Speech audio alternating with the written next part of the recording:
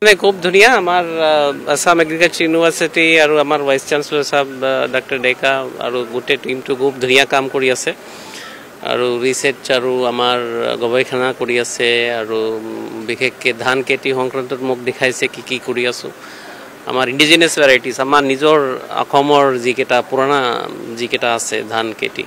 এইকেইটা কেনেকৈ সংৰক্ষণ কৰিব লাগিব আৰু আজি মানে কৃষকসকলকো সহায় কৰি আছে যেতিয়া আমাৰ বানপানীৰ কাৰণে য'ত কঠীয়া তুলিব পৰা নাই বা বেয়া হৈছে এতিয়া নতুন কঠীয়া দিয়াটো কৰিছে আজি এগ্ৰিকালচাৰেল কলেজৰ এটা